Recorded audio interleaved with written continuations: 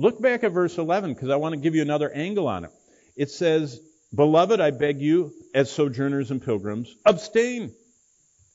What is Peter saying? Well, Peter's saying reject.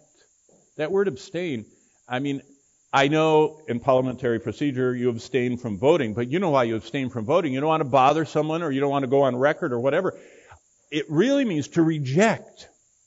That's what you're doing. If you're abstaining, you're rejecting a decision on that. Well, reject fleshly lusts. Now, for a minute, I was talking with Bonnie this morning. I said, you know what? When I talk about fleshly lust, and let's cruise over to Galatians 5. I just for a second want to talk about fleshly lust. Because most of us think, like red light district or the new, in California, they're making these places where you can shoot up and it's legal. They'll even give you the needles. They don't want you to get hepatitis. When we think of fleshly lust, we think of dirty old men, the peeping Tom, child molester types that rape. You know what I mean? Those kind. Or maybe some horrible witchcraft. Look at what God says. The works of the flesh are evident, verse 19 of Galatians 5. And here's the bad ones. Adultery, any sexual desire sprayed on anyone that you're not married to. Fornication, any sexual desire sprayed on anybody, whether you're married or not, you're single. Uncleanness, thinking about, what you can't do but you wish you could do. Lewdness, now we're in the dirty, warped person. Idolatry, anything that pushes God out of his place. Oh, now we're in our pocket. How many people play games on phones, on airplanes, that I walk to the bathroom in the back of the plane and you can't see anybody that's not either playing whatever the latest game. They used to be Angry Birds and Candy Crush, and I don't know what they're playing now. But they're all busy doing that. Now that's okay for worldly people because they're on a sinking boat and they're headed to destruction. But what about Christians? Well, they're playing video games and they're watching music videos and they're you know what I mean? They're just doing everything. They're shopping, or they're curating their life on social media. But when you see them on Sunday and you ask them how they're doing spiritually, they say, I just don't have time to read the Bible. I was speaking to a group of missionaries being launched. Bonnie and I were invited to the commissioning of 250 missionaries going to what will soon be the largest country in population in the world. It was second then, and it's surpassing the first place one. So they were going to that closed country in the most unusual way anybody's ever gone to a country. Every one of them were in their 20s and 30s. Every one of them were enrolled in graduate school in that second and soon to be first most populous nation in the world.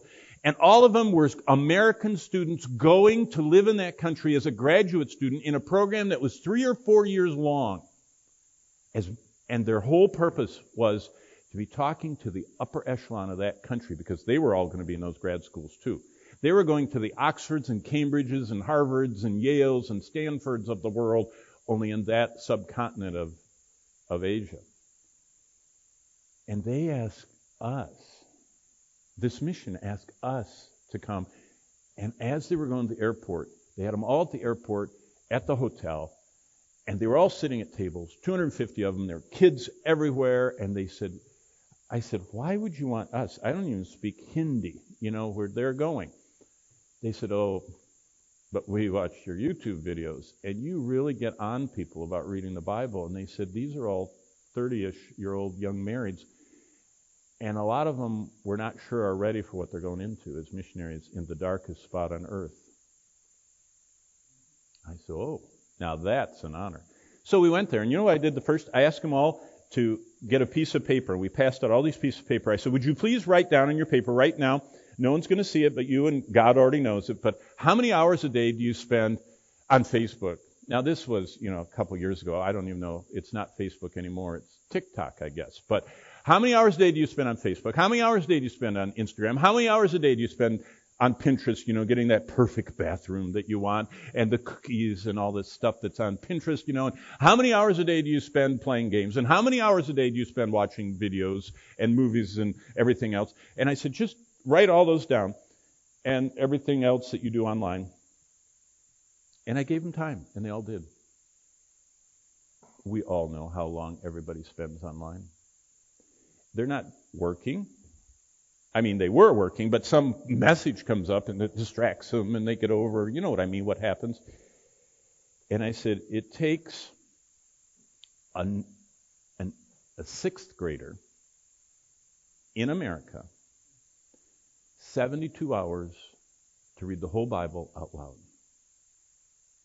A sixth grader to read the whole Bible, all the boring parts, out loud, including Zerubbabel, and Pontus, Galatia, Cappadocia, and can't pronounce it in Bithynia.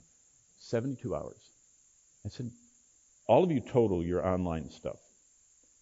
Now I said, I have a second question. I said, how many of you, and I made him, this is rhetorical, don't respond. I said, how many of you, raise your hand if you've read the whole Bible once. Okay, keep them up. How many of you read twice? Hands were dropping. These were going to the front lines of the darkest country on earth, where Satan reigns. 3 times, Bonnie's hand was still up. The mission leaders were up. The 30-year-olds, maybe 4 out of 250. 3 times. And I said, don't you put your hands down. I said, you're going to the darkest place on earth, where spiritual warfare is deeper than you've ever experienced. I mean, it's going to be paralyzingly horrible. And you've never read the whole Bible? You don't even have that discipline? I said, add up on your little sheets. You're spending, the minimum, and some of them told me the minimum were a couple hours. Instagramming and Facebooking and Twittering and whatever else. But they didn't have 72 hours in a whole year. But they had 730 hours, 2 hours a day to be online. But they didn't have 10% of that.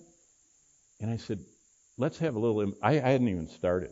It was like this. It's 10 after and I got to quit. And I said, so that you'll listen to the next hour I'm going to give you, I said, why don't you just bow your head and before our Father in heaven who's on the throne and before him say, God, I'm willing to give you 15 minutes a day so I can get through the Bible once a year. I said, would you be interested in offering the God of the universe 15 minutes a day? Now you're offering Mark Zuckerberg 2 hours a day and Bezos to shop, whatever, but I said, would you offer God 15? Now these were very committed people, and that was just like insulting them. And it got really quiet. And I'm still getting notes from them over there. Most of them said, did you know that was a turning point in my life? I never thought of idolatry. See, that's how I got on this. In it says in verse 20 of chapter 5, you all wonder where I was going, didn't you? Because none of us are in all those filthy, dirty lusts that I was talking about. But you know what idolatry is? Anything that forces God out of being the absolute focus and first thing that no matter what has to be done. And they had allowed Instagram and Pinterest and TikTok to push God. Now, you know what they didn't do? They didn't put social media on top shelf alone. They just put it right next to God. It isn't more important, but it's as important. And God said anything that's as important as me is idolatry.